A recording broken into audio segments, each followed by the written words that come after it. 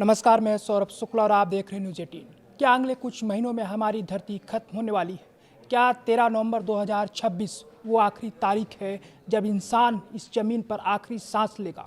Social media पर आजकल एक 66 साल पुरानी भविष्यवाणी को लेकर सनसनी मची हुई है।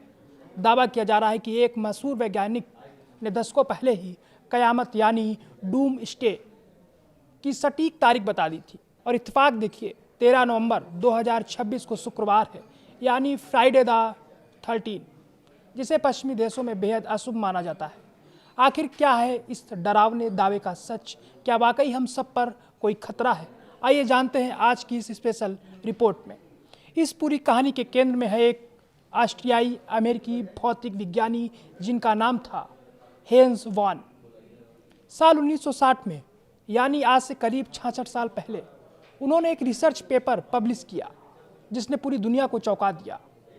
वॉन ने कहा था कि अगर दुनिया की आबादी इसी रफ्तार से बढ़ती रही तो एक दिन ऐसा आएगा जब लोग भूख या बीमारी से नहीं मरेंगे, बल्कि पृथ्वी पर इतनी जगह ही नहीं बचेगी कि लोग खड़े हो सकें।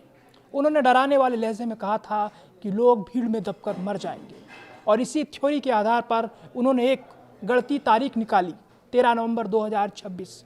अब सवाल उठता है कि क्या वॉन कोई ज्योतिषी थे या उन्हें कोई दिव्य ज्ञान था? जवाब है बिल्कुल नहीं। ये कोई धार्मिक या जादुई भविष्यवाणी नहीं थी, बल्कि विशुद्ध रूप से एक गणितीय मॉडल था। वैज्ञानिक ने उस दौर में उपलब्ध जनसंख्या के आंकड़ों को कंप्यूटर में डाला और एक हिसाब लगाया कि अगर ये रफ्तार कभी कम नहीं हुई तो क्या होगा। असल में उनका मकसद दुनिया को डराना नहीं, बल्कि एक चेतावनी देना था। वो बताना चाहते थे कि पृथ्वी के संसाधन सीमित हैं। उन्होंने उस वक्त सरकार को कुछ सुझाव भी दिए थे, जैसे जनसंख्या नियंत्रण के लिए सख्त कानून बनाना या 2 से ज़्यादा बच्चे होने पर भारी टैक्स लगाया जाए। लेकिन इतिहास गवाह है कि इंसान के बनाए गणितीय मॉडल हमेशा सच नहीं होते।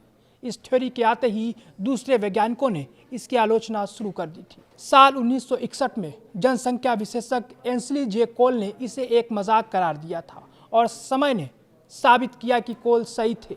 1960 और 70 के दशक के बाद दुनिया बदली, लोगों की सोच बदली, शिक्षा बढ़ी और धीरे धीरे दुनिया के बड़े देशों में जन्म दर घटने लगी।